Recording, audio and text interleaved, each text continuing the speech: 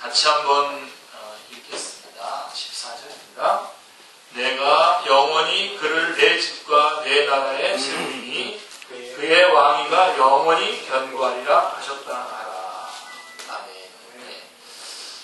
이 말씀은 사무엘하 7장에 나오는 말씀하고 같은 내용입니다.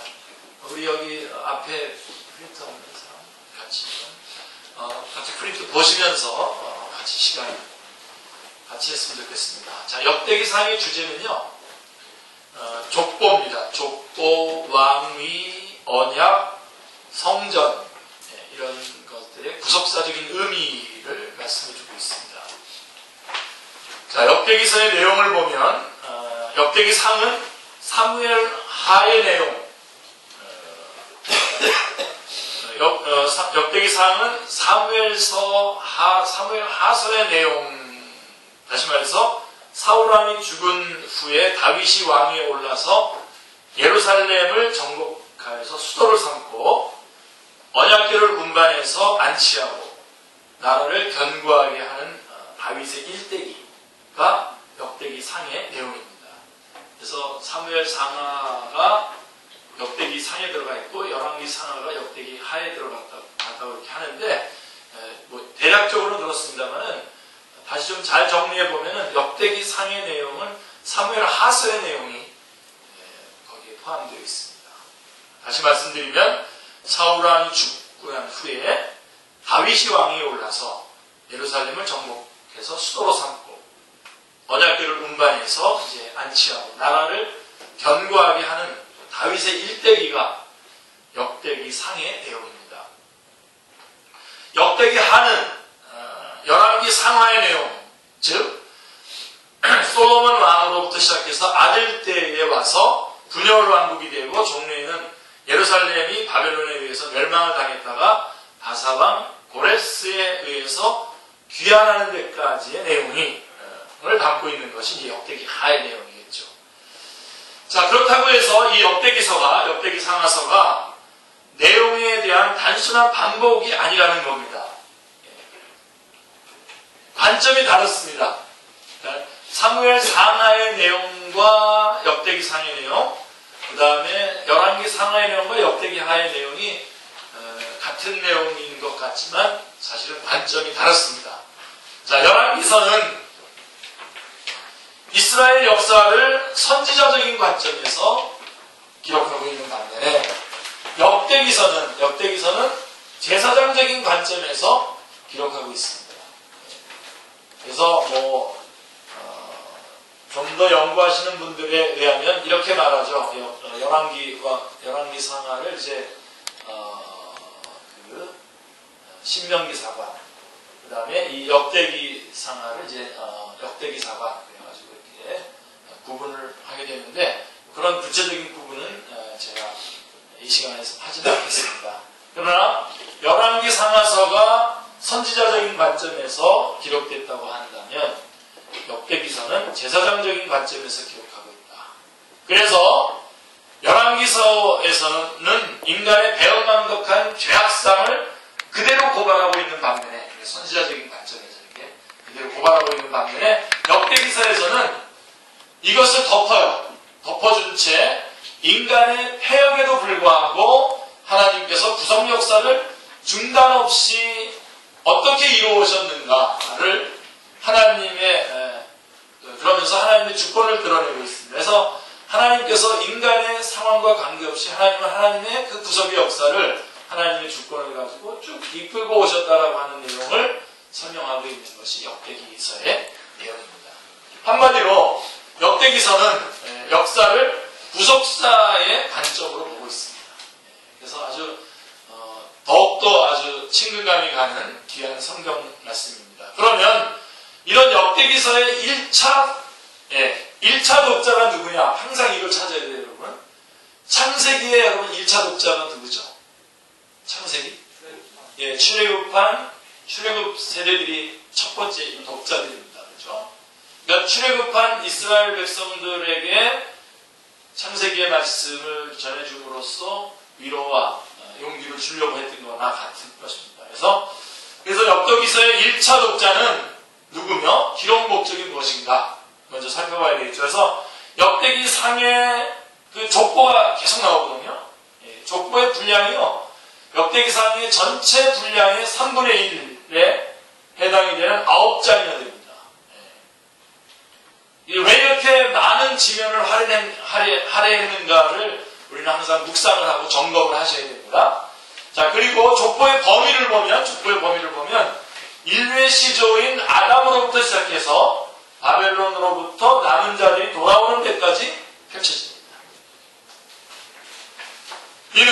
자, 그럼 이런 것들을 보면서 우리가 뭘 거기서 찾아냈으냐. 이거 보면은 바벨론 포로에서 돌아온 그 족보까지 이렇게 여기가 기록된 걸 보면 이거는 바벨론 포로에서 돌아온 이후에 쓴 기록이구나. 역대서는 그렇게 우리가 볼 수가 있는 거죠. 그래서 역대기서가 포로에서 귀환한 이후에 기록되었음을 말해주고 있는 부분이 바로 이 부분입니다. 그리하여 전통적인 입장은 역대기서의 저자를 에스라로 보고 있습니다. 역대기 상하서의 저자를 에스라로 보는 것이 맞습니다. 역대기서는 이렇게 마지막 부분이 이렇게 되어 있거든요. 역대기 36장 22절에 보면 바사의 고레스 왕 원년에 여호와께서 에레미야 입으로 하신 말씀을 이루시려고 여호와께서 바사의 고레스 왕의 마음을 감동시키시네라고 이렇게 되어 있거든요. 그래서 올라가서 성전을 건축하라. 36장 23절에 이렇게 말씀하고 있는데 이렇게 영을 내리는 것을 마치고 있는데 에스라서는 동일한 말씀으로 에스라서 1장 1, 2절을 시작하고 있습니다. 바사왕 고레스 원년에 여호와께서 에레미야 입을 통하여 하신 말씀을 이루게 하시려고 바사왕 고레스의 마음을 감동시키시며 그가 온 나라에 공포도 하고 조소도 내려 이르되 이렇게 말씀하고 있는 것을 보게 됩니다. 자, 이와 같은 저자에 의해서 기록이 되었다는 증거가, 이것은 같은 저자에 의해서 기록되었다라고 하는 증거가 되는 것이죠. 그래서 우리는 에스라서와 더불어서 역대기 상하도 그래서 에스라에 의해서 기록되었다고 우리가 보고 있는 겁니다. 자, 에스라서에 의하면 에스라는 어떤 사람입니까? 에스라는 대제사장 아론의 16대 손입니다. 16대 손.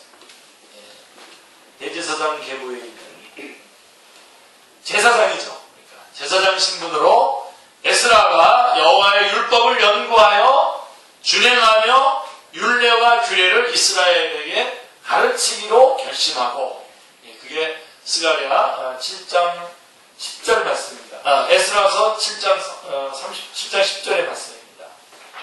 그래서 예루살렘에 올라왔다는 겁니다. 에스라는 말씀을 연구했고, 그 다음에 말씀대로 살고, 또 말씀을 가르치는 아주 귀한 일을 하기 위해서 예루살렘에 올라온 거죠. 그렇다면 역대기서를 왜 기록했냐? 에스라서하고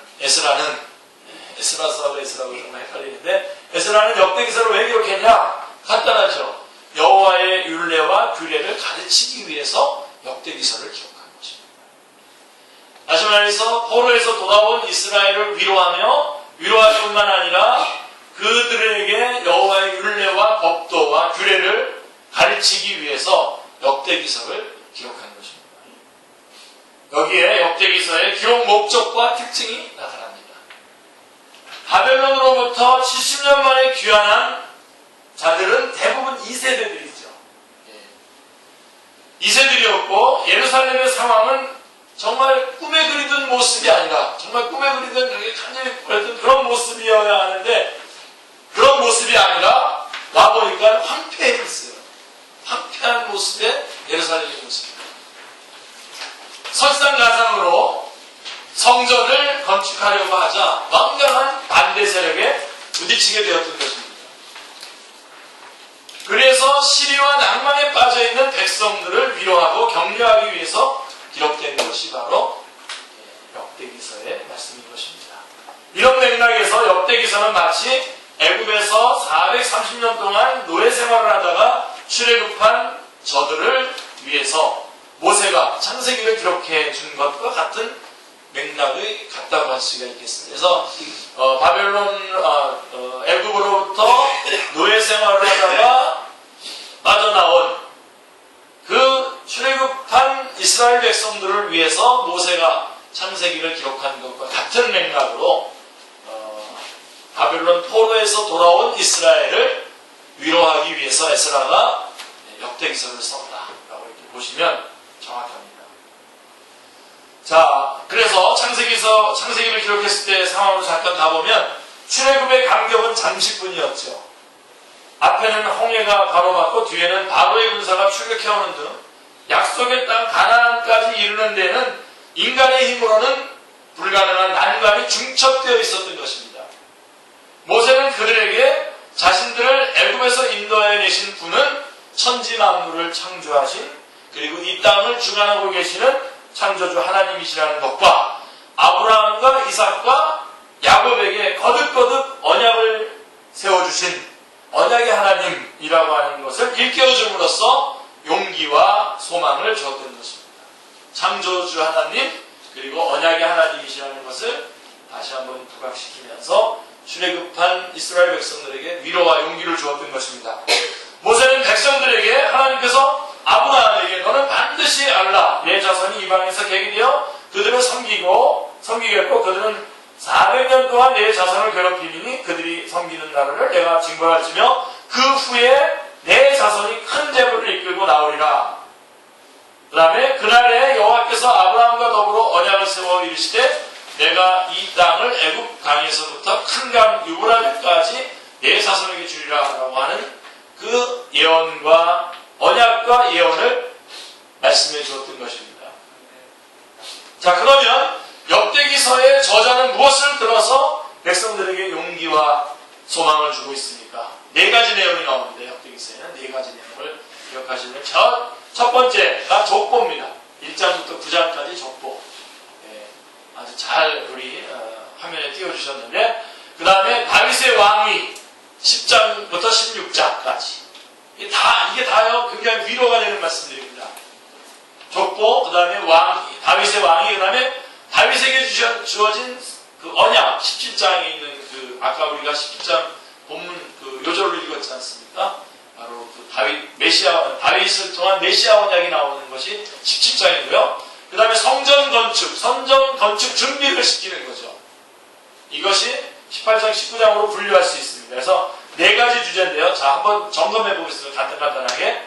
첫째는 족보를 통해서 자신이 누구인가를 아는 정체성을 확고하게 세워주는 일이 그것이 역대상의 제일 첫 번째 나오는 부분입니다. 이것이 역대기서가 1장부터 9장까지의 장장 9장이나 되는 그 지면을 할애해서 족보에다가 할애하고 있는 이유인 것입니다. 포로에서 귀환한 자들에게 족보를 찾아줌으로써 자신들이 하나님의 선민이라고 하는 정체성을 일깨워주고 있는 것입니다. 오늘날 우리들도 여러분 하나님 앞에 섰을 때에 항상 이 부분을 먼저 점검합니다. 내가 누구지? 내가 하나님의 자녀지. 네, 하나님께서 나를 위해서 이렇게 소중하게 나를 피로 값주고 사신 나지 라고 하고서 자기 정체성을 확인하는 것은 참 귀중한 일입니다. 그죠? 바로 그런 것처럼 이스라엘 백성들의 그 족보를 말해줌으로써 선민 이스라엘의 정체성을 일깨워주고 있는 것입니다. 포로에서 귀환한 자들에게 자신의 뿌리를 찾아주는 족보는 굉장히 중요한 의미가 있었는데요. 한번 보시면요. 이런 말씀이 있어요. 에스라서 2장 62절에 보시면요. 이 사람들은 계보 중에서 자기 이름을 찾아도 얻지 못함으로 그들을 부정하게 여겨 제사장 직분을 행하지 못하게 하였다라고 하는 기록이 있습니다. 그러니까 이 족보에 기록이 되지 않은 사람들은 제사장이면 제사장이었었어도 여기 족보에 기록되지 않은 사람들은 제사장 직무를 다시 회복할 수 없도록 아주 이 족보가 그렇게 중요한 것을 말씀해주고 있는 것입니다. 네, 그러니까 그렇게 포로가 되어 있거나 그런 기간 동안에 제사장으로서의 자기의 그 본분을 잊어버리고 이 족보에 기록되지 못한 사람은 그 족보의 기록에 근거해서 없는 사람들은 부정하게 여겨서 제사장 기도를 행하지 못하게 했다는 겁니다. 족보가 굉장히 중요한 겁니다. 그 다음에 두 번째로는 구속사를 깨닫게 함으로써 자신들이 언약 백성임을 확신시켜주는 일입니다. 자, 기록하고 있는 족보 내용을 보면 인류의 시조인 아담으로부터 시작합니다. 그래서 아브라함과 이삭과 야곱까지를 진술한 후에는 야곱의 12지파 중에 유다지파에다가 초점을 딱 맞춥니다. 아시죠? 이 유다지파를 누굽니까? 바로 여기서 메시아가 태어나는 지파. 그래서 유다지파에 초점을 맞추고 다윗을 부각시킵니다. 그게 바로 이 족보가 아주 중요하게 갖고 있는 의미인데, 이것을 통해서 우리는 뭘 알게 되냐면 이 족보를 보면서 아담으로부터 시작해서 셋, 그래서 다시 노아에게로 갔다가 셈의 하나님을 찬양하는 셈으로부터 시작해서 셈의 계보에서 누가 나오죠? 아브라함이 나오고 이삭, 야곱, 그 다음에 어디로 내려가면 유다 지파로 쭉 내려가서 다윗에게로 이어지는 구속사를 깨닫게 함으로써 자신들이 아브라함과 다윗에게 세워주신 그 언약 백성이라고 하는 사실을, 구약교회에 구속사의 그 몸통을 같이 가지고 있는 구속 백성이라고 하는 사실을, 언약 백성이라고 하는 사실을 확고하게 세워주고 있는 것입니다. 이 족보가 참 중요한 것입니다. 그리고 세 번째로 다윗의 왕위를 강조하고 있는데요. 이는 하나님께서 다윗에게 여호와가 너를 위하여 한 왕조를 세울지라 라고 17장 10절에서, 그리고 내가 영원히 그를 내 집과 내 나라에 세우리니 그의 왕위가 영원히 견고하리라. 17장 14절에서 하신 그 언약에 근거하여 이제도 다윗에게 세워주신 언약과 왕위는 헤어짐이 없이, 비록 바벨론의 포로가 되었던 시간이었다고 하더라도 그 다윗에게 세워주셨던 그 언약과 왕위는 헤어짐이 없이 영원히 견고하다고 하는 점을 들어서 백성들에게 용기와 희망을 주고 있는 것입니다. 그 다음에 또 하나는 성전입니다. 성전 건축을 위한 준비를 강조하고 있는데요. 하나님이 정해주신 오르난의 타작마당을 금 6,000세겔을 주고 사서 성전터를 마련한 후에 다윗이 솔선하여 드린 후에, 자 29장 5절에 보면 오늘 누가 줄거이 손에 채워 여호와께 드리겠느냐라고 말씀하고 있습니다. 바로 이 성전 건축을 위한 준비. 여러분, 이 성전은 여러분 이스라엘 백성들에게 있어서 소망이었어요. 희망이고 그렇게 기다리는 것이었고, 그리고 여러분 이 성전은 다윗의 후손으로 하여금 성전을 짓게 만들죠. 누구냐면 솔로몬, 직접적으로 솔로몬이지만 여러분 진짜 성전, 참 성전은 누구십니까? 예수 그리스도입니다. 그래서 참 성전이 세워지는 그것을 말씀해주고 있는 것입니다. 그래서 이 말씀은 포로에서 귀환하여 제2의 성전, 그렇죠?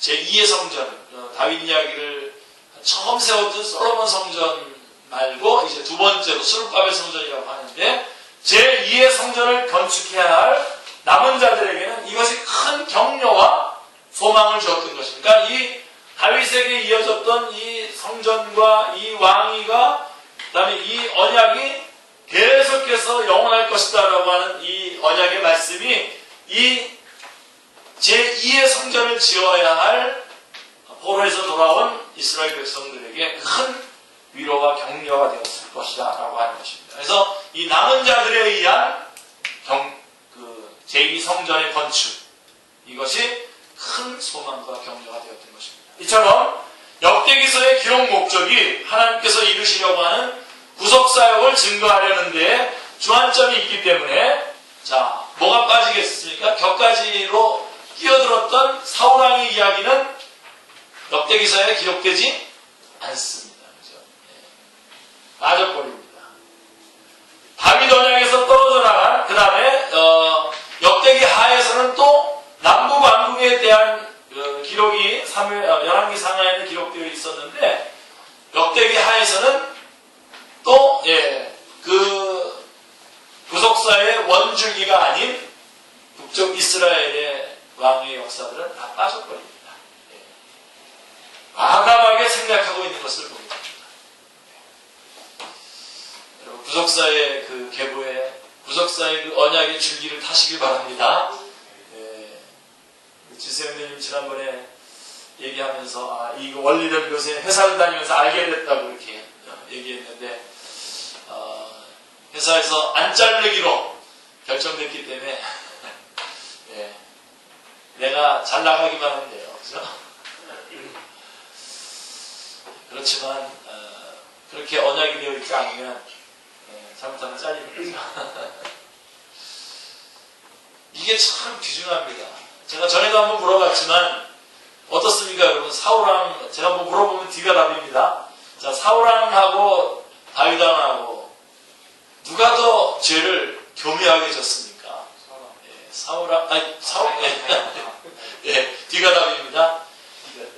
사울은요 그냥 우직하게 지은 겁니다. 화나잖아요. 나 말고 다윗이 더 높다고, 다윗이 더 괜찮다 그러니까 화나잖아요. 그러니까 화나서 승리를 낸 거고, 또 그냥 다윗만 없으면 내가 그대로 왕위를 계속 유지하겠구나 하고선 다윗을 없애려고 했고 그런 거잖아요. 근데 다윗왕은 밧세바를 취하고 난 다음에 첫 번째 지은 것보다도 보면 그 뒤에 후속해서 그 죄를 가리우기 위해서 또 죄를 짓는 그 교묘함과 그 다음에 나중에 인구조사를 하면서 가졌던 그 교만한 마음이라든가 그런 것들 보면은 더 그렇죠. 근데 어떻게 돼 있죠? 다윗은 언약 안에 있기 때문에 인생 채찍질은 할지언정 왕위는 사울왕같이 빼앗지 않습니다. 왜? 언약이 있잖아요. 그래서 다윗의 후손으로 말미암아 영원한 왕이 태어나야 되지 않습니까? 그래서 여러분 이 언약을 붙잡으시기 바라고 언약 안에서 주님의 은혜 안에서 이것들을 누리면서 살아가시기 바랍니다. 그렇지만 여기 언약 바깥에 있었던 사울왕의 행적이라든가 북쪽 이스라엘의 역사는 역대기 3, 역대기 하에서 빠져버립니다. 자, 이상에서 역대기서를 기록한 1차 목적을 말씀드렸습니다. 하지만 성령님께서 역대기서를 기록하게 하신 궁극적인 목적이 있습니다. 뭐죠? 역대기서를 기록해 하신 궁극적인 목적이 뭡니까? 그것은 이 성경이 곧 내게 대하여 증언하는 것이다 라고 했던 요한복음 5장 39절의 말씀대로 한다면 역대기상의 말씀도 구약성경인데 이 구약성경이 누구에 대해서 증언하는 것이라고요? 예수님에 대해서 증언하는 것이기 때문에 역대기서의 궁극적인 기록 목적은 예수 그리스도를 증언하는 것입니다. 그래서 첫째로 족보를 통해서 우리가 이 족보를 통해서 그 정도로 마무리하면 안 되고 어디까지 가야 됩니까? 이 족보를 통해서 메시아가 탄생하실 족보를 제시해주고 있습니다. 역대기서의 족보는 아담으로부터 아브라함까지, 아브라함으로부터 다윗까지, 다윗으로부터 포로 귀환까지를 기록하고 있는데 마태복음에 가보면 제가 이제 내일 중국에 가서 중국 바로 오후부터 바로 시작을 하게 될 텐데요. 마태복음에서는 아브라함부터 다윗까지 몇 대죠? 14대. 그 다음에 다윗으로부터 바벨론으로 사로잡혀갈 때까지 14대. 그래서 바벨론으로 사로잡혀간 후부터 그리스도까지 14대. 이렇게 해가지고 14대로 이렇게 이것을 맞췄는데 사실 이게 14대가 다 잘 아시는 분들은 잘 읽어보시면 이게 14대로 딱딱딱 맞아지지 않고 있는데 14대를 해가지고 이렇게 연결을 하고 있어요. 그래서 뭘 말하느냐면 아브라함, 다윗, 바벨론, 포로 기간 이렇게 해가지고 오늘 14대라고 하는 그 틀 안에다가 딱 넣어서 지금 설명하고 있는 거거든요. 뭘 얘기하려고 하냐면 예수 그리스도의 계보, 예수 그리스도의 구속의 계보의 역사를 말해주려고 하는 것입니다. 그래서 또 여러분, 그래서 이제 그리스도에게로 귀결되게 했고요. 마태복음은 누가복음을 보면요, 누가복음의 족보는 사람들이 아는 대로는 요셉의 아들이니 하고 3장 23절에 예수님으로부터 시작해서 이제 거꾸로 이렇게 올라가죠. 거기는 또 누가복음은 족보가 예수님의 위는 누구요, 누구의 위는 누구요 해가지고 쭉 올라가서 이제 아담까지 소급해서 올라갑니다. 왜냐 증거하고자 하는 궁극적인 목적이 뭡니까? 예수 그리스도라고 하는 것입니다.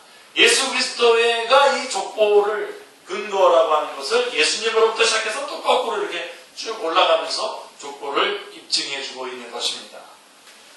자, 그래서 이 족보를 통해서 메시아가 탄생할 족보라고 하는 것을 제시해 주려고 하는 것이었고, 두 번째로는 역대기서도 역시 그리스도를 증언하는 것인데, 두 번째는 다윗의 왕위가 그리스도에게서 성취되는 것을 제시해 주고 있습니다. 그 다윗의 왕위가 결국은 예수 그리스도에게서, 누가복음 1장 32절 33절을 보시면 우리 한번 같이 한번 읽어볼까요? 주 하나님께서 그 조상 다윗의 왕위를 그에게 주시리니 영원히 야곱의 집을 왕으로 다스릴 것이며 그 나라가 무궁하리라. 예. 그래서 예수 그리스도에게서 바로 그 다윗의 왕위가 성취되었음을 말씀해주고 있는 것입니다. 그리고 세 번째로 이 언약인데요. 하나님께서 아브라함과 다윗에게 세워주신 언약은 구속사를 지탱해주는 척추와 같은 역할을 하고 있는 것입니다. 두 기둥이라고 할 수 있죠. 그래서 원복은 그 다음에 다윗 언약, 아브라함 언약, 다윗 언약. 그래서 예수 그리스도를 이렇게 아주 큰, 아주 중요한 골격이죠. 척추와 같은 역할을 하고 있는데요. 그 중요성을 신약 성경이 아브라함과 다윗의 아들, 다윗의 자손 예수 그리스도의 계보라. 그래서 마태복음 1장 1절에서 시작하는 것만 보아도 짐작할 수가 있는 것입니다. 만일 이 언약이 없다면 믿음도 구원도 하나님과의 관계도 성립되지 않는 것입니다. 그래서 이 언약을 통해서 구속사를 지탱해주는 그러한 척추와 같은 역할을 하고 있음을 역대기서를 통해서 바로 예수 그리스도에게까지 이어주고 있는 것입니다. 그 다음에 넷째로는 성전인데요. 성전이라고 하는 주제, 자, 구약의 성막과 성전은 말씀이 육신이 되어 우리 가운데 거하심에 우리가 그의 영광을 보니 아버지의 독생자의 영광이요 은혜와 진리가 충만하더라 라고 한 것에 대한 모형이었던 것입니다. 예. 그러므로 주님께서도 이 성전을 헐라 내가 사흘 동안에 일으키리라 하고 말씀하신 것입니다. 그게 요한복음 2장 19절의 말씀이죠. 바로 이 성전이 지금 누구를 말하는 겁니까? 바로 예수 그리스도를 말하는 겁니다. 참 성전은 예수 그리스도십니다. 그래서 성전에 대한 소망을 줌으로써 출바벨론한 이스라엘 백성들에게 소망을 주고 있는 것은 어디까지 이어지는 거냐면 참 성전이신 예수 그리스도께서 오시는 것까지 이어지게 되는 것입니다. 이런 맥락에서 성전 건축과 결부에서 터와 설계도가 중요하게 강조되어 있음을 우리는 유념해야 됩니다. 만약에 그 터와 아무데나 그 다음에 또 설계도가 주님이 주신 설계도가 아니라 아무렇게나 만약에 성전을 짓는다면 그거는 다른 복음이 되겠죠. 그래서 이 성전 터와 그 설계도 이것이 다 예수 그리스도를 증언하고 있는 것이기 때문에 중요한 것입니다. 성전은 아무데나 지어서 되는 것이 아니라 우리 역대상 21장 18절 21절에 보면 여호와의 사자가 정하여 준 오르간의 타작마당, 그 다음에 26절에 거기에 세워야만 합니다. 오르간의 타작마당, 주님께서 정해주신 그곳에다가 성전을 지어야 되고요. 그 터는 하나님께서 일찍이 누구에게? 아브라함에게 내게 일러준 한산 거기서 그를 번제로 드리라 했던 그 모리아산이 바로 거기입니다. 역대하 3장 1절에 나와 있죠. 창세기 22장 2절에 나와 있고요. 이것은 우리의 구원의 근거가 오직 예수 그리스도의 구속에만 있음을 드러내고 있는 것입니다. 또한 성전은 인간이 좋은 대로 마음대로 지으면 되는 것이 아닙니다. 28장 19절에서 여호와의 손이 내게 임하여 그 모든 일의 설계를 그려서 나에게 알려주셨느니라 라고 기록하고 있습니다. 그 다음에 28장 12절에도 그가 영감으로 받은 모든 것 곧 설계도대로 지어야만 했던 것입니다. 정해준 장소와 정해주신 설계도대로 성전을 지어야 됩니다. 그래서 그렇기 때문에 그게 참성전이신 예수님과 같은 연결선상에 있게 되는 거죠. 만약에 아무데나 아무렇게나 지은 성전을 가지고 이게 바로 예수님이다 이렇게 말하면 안 되겠죠. 자, 왜냐하면 번제단, 물두멍, 속죄소 등 모든 식양, 이 설계는 예수 그리스도께서 단번에 이루실 구원에 대한 모형들이기 때문에 그렇습니다. 예표와 모형들이기 때문에 더더군다나 이 부분을 철저하게 지켜는 것이죠. 그러므로 이것을 변개하는 것은 복음을 변개하는 것으로서 다른 복음이 되는 것입니다. 이런 변개한적인 사건이 한번 있었었죠. 그렇죠? 그러므로 역대기서에는 열왕기서에는 없는 해설적인 말씀들이 있습니다. 이게 아주 굉장히 중요한 해설들인데요. 실제로 이 해설은 역대기서에 있으면서 본문은 이제 열왕기서에 있는 말씀 내지는 사무엘하에 있는 말씀들을 사용하는 경우가 많은데, 자 한번 보세요. 이런 해설들이 붙어 있어요. 자, 사울왕이 블레셋과 싸움에서 전사한 이유가 나와 있습니다. 이쪽에는 안 나와 있는데 역대기서에는 나와 있어요. 10장 13절로 14절에 보시면 사울이 죽은 것은 여호와께 범죄하였기 때문이다. 그가 여호와의 말씀을 지키지 아니하고 또 신접한 자에게 가르치기를 청하고 여호와께 묻지 아니하였으므로 여호와께서 그를 죽이시고 그 나라를 이새의 아들 다윗에게 넘겨주셨더라라고 해석해주고 있습니다. 그러니까 사울왕이 블레셋과의 싸움에서 전사한 이유를 자세하게 구속사적인 관점에서 해설을 해주고 있는 것입니다. 그게 바로 역대기서의 내용입니다. 그 다음에 자, 그래서 구속사의 맥락에서 보면 사울은 왕이 되지 말았어야 되는 인물이죠. 그죠? 끼어든 인물입니다. 왜 그러냐면 창세기 49장 10절에서 분명히 말씀하기를 예언된 말씀이 뭡니까? 규가 유다를 떠나지 아니하며 통치자의 지팡이가 그 발 사이에서 떠나지 아니하시기를 신료가 오시기까지 이르리니 그에게 모든 백성이 복종하리라. 이게 당시에 예언자였던 야곱을 통해서 유다 지파에게 한 예언 아닙니까 이게, 그죠?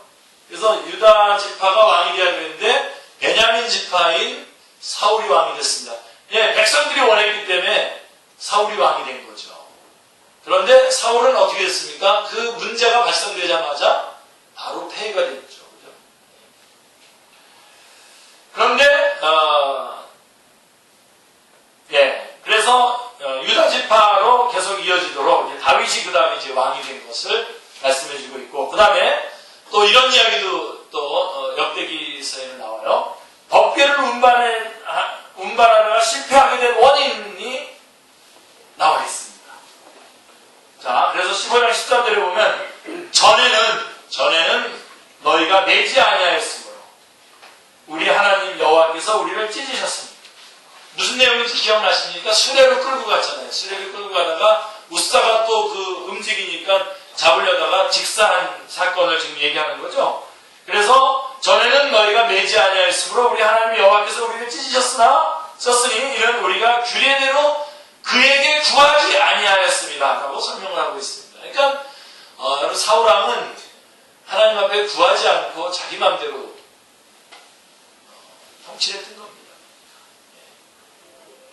자, 예수 그리스도는 소들을 위해서 죽지 않았습니다. 그죠? 하나님은 구속함을 얻은 자녀들에 의해서 섬김을 받으시기로 하면서 소 부마에다가 끌고선 이렇게 법궤를 옮기는 것부터가 벌써 잘못된 겁니다. 그래서 제사장들이 메고 옮기도록 되어 있는 것입니다. 여러분들도 그거 잘 한번 점검해 보세요. 주님께서 원하시는 방법대로 지금 하고 계시는지, 예를 들면 뭐 여러분들이 헌금을 한다든가 섬긴다든가 봉사를 한다든가 혹은 어떤 착한 일들을 한다든가 할 때에 이런 부분들을 여러분 잘 조심해서 점검해 보시기 바랍니다. 뭐 그런 얘기를 하는 것이 지금 오늘 그 말씀 공부하는 내용은 아닙니다만 한번 점검해 보시기 바랍니다. 성전 건축도요, 어째서 다윗이 세울 수 없었습니까? 그거에 대한 설명이 나옵니다. 왜 사무엘하에는 설명이 없어요? 왜 다윗이 못 세우는지 설명이 없지만 역대기서에 들어오면 설명을 해줍니다. 자, 역대기 상에는 너는 피를 심히 많이 흘렸고 크게 전쟁하였느니라. 내가 내 앞에서 땅에 피를 많이 흘렸은즉 내 이름을 위하여 성전을 건축하지 못하리라. 22장 8절에 분명하게 말씀해주고 있습니다. 자, 이 말씀, 그 이유를 말씀합니다. 그러면 누가 성전을 건축한다고 하십니까?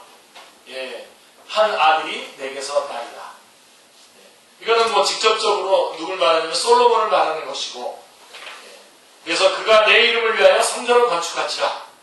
여기서 한 아들은 1차적으로는 솔로몬을 가리키는 것이지만 궁극적으로는 예수 그리스도, 다윗의 자손으로 오실 예수 그리스도에서 바로 내가 이 반석 위에 내 교회를 세우리니 음부의 권세가 이기지 못할 것이다 라고 하는 그 교회를 세우신다고 하시는 예수 그리스도에게서 성취가 되는 것을 볼 수가 있는 것입니다.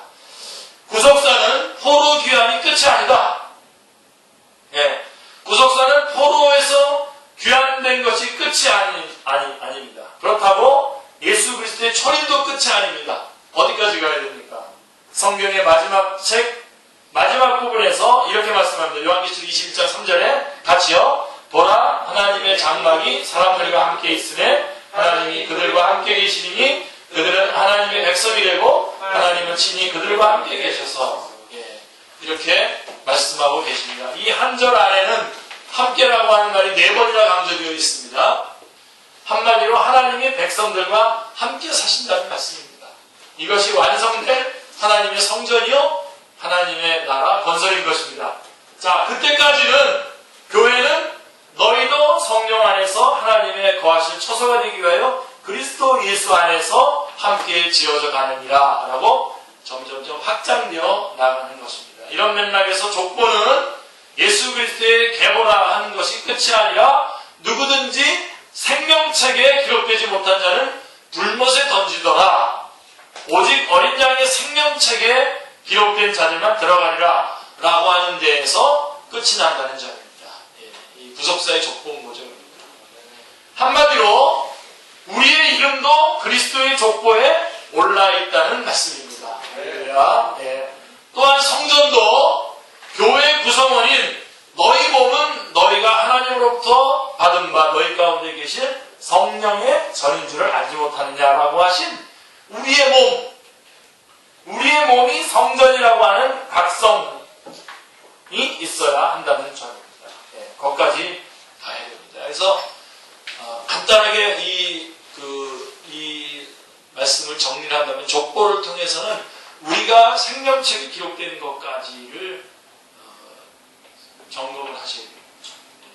그래서 이 족보를 통해서 예수 그리스도의 구속사의 족보이면서 또 동시에 우리도 이 생명책에 기록되어서 구원받은 존재인 것까지를 넉대기서를 통해서 확인해야 되겠고, 그 다음에 또 성전을 말할 때도 이것은 궁극적으로 두 번째로 돌아온 수르바벨 성전을 말하는 것일 뿐만 아니라 참 성전이신 예수 그리스도를 말하는 것까지 가서 거기서 마무리하지 말고 또 우리도 그 한 성전으로 지어가신다는, 우리도 그 성전에 참여하는 이론이라고 하는 자리까지 이 말씀을 끌고 같이 가셔야 됩니다.